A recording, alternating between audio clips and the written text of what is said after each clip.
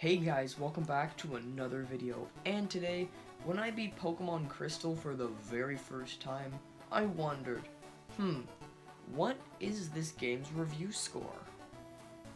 And then I wondered, what is the highest rated Pokemon game? So I dropped everything and headed to my local Metacritic to find the answer to my query, and what I found was the opening to the rabbit hole that made me create this video. Just in case you didn't know, Metacritic is a media reviewing site with two different numerical review scores. The first is out of 100 and is determined by professional reviewers, and the second is out of 10, but is determined by fans.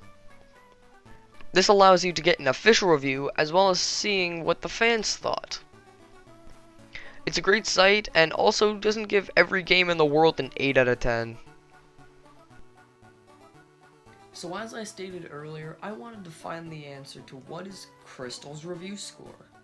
So, I put Pokemon Crystal in the search bar for Pokemon Metacritic, but when I hit enter, my jaw dropped.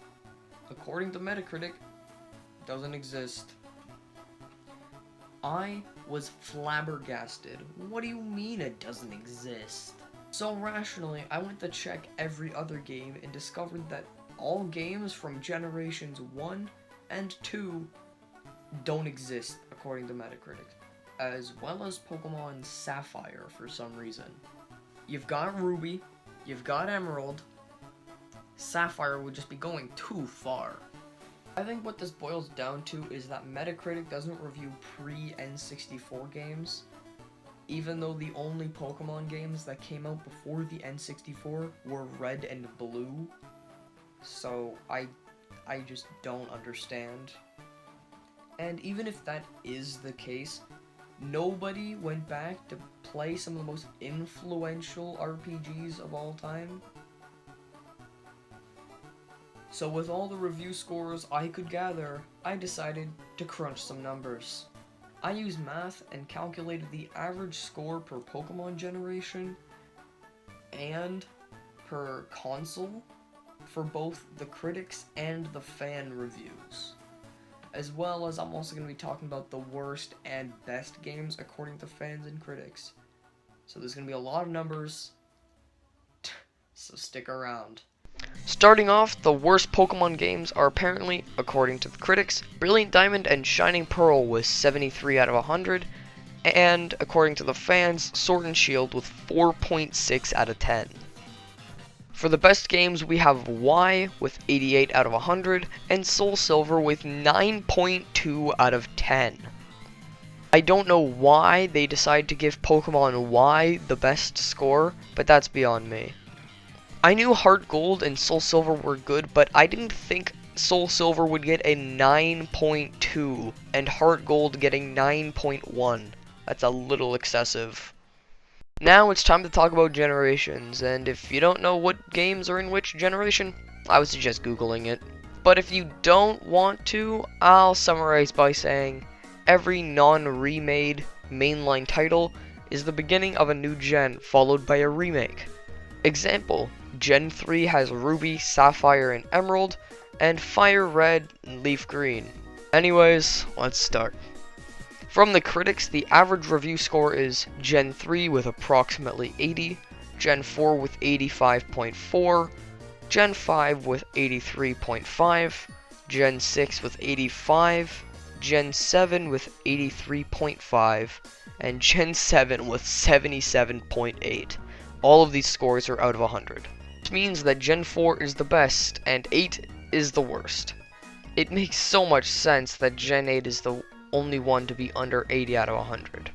And the average score per generation according to the fans is Gen 3 with approximately 8.65, Gen 4 with 8.74, Gen 5 with 7.9, Gen 6 with 7.5, Gen 7 with 7.2, and Generation 8 with 5.7. The data shows that the series peaked with Generation 4 and went downhill from there, which is the popular opinion of the fans.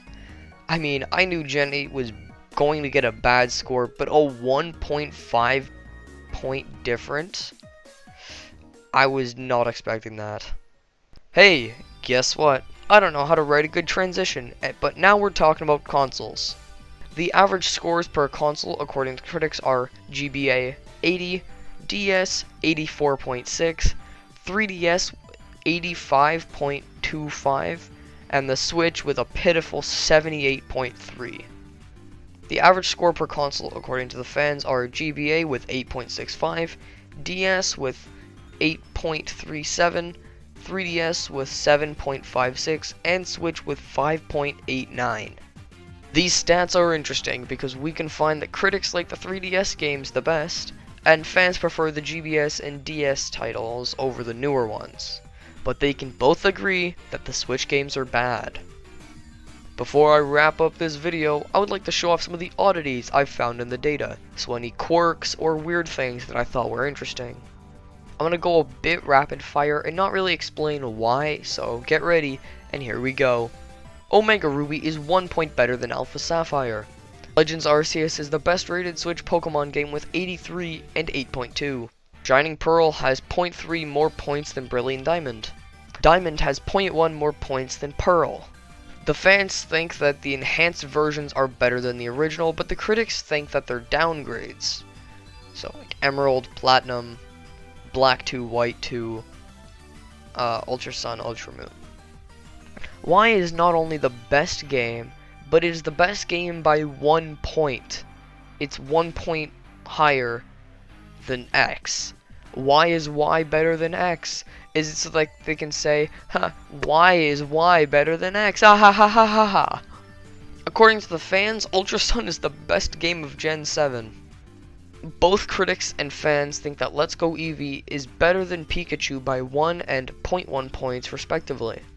Both Soul Silver and Fire Red are better than their counterparts by 0.1 points. Emerald got a 76 compared to Ruby's 82. What? Every game in Gen 5 has the same score as their counterpart. And finally, Sapphire doesn't exist, but Alpha Sapphire does? So what did we learn today? Metacritic needs to go back and review some old games without nostalgia, clouding their mind, and I like to waste my time. Hopefully I can predict the future like with what I did with Sonic Origins back in my Sonic Mania video. Or I guess you could just port, Christian Whitehead's version of Sonic 1 and Sonic 2 to consoles, because surprised those haven't been, brought to consoles and are stuck on mobile. Please, you own these games, you can bring them to consoles, Sega. I will buy them. I need another way to play Sonic 1 and 2. And Metacritic will start reviewing old, classic titles without, nostalgia clouding their vision or anything. It would be perfect. There's so many dry patches when it comes to video game releases.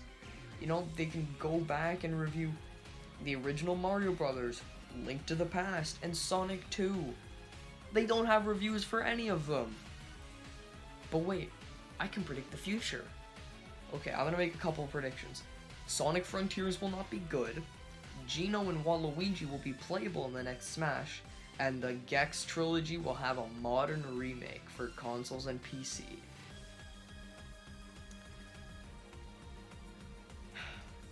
If only.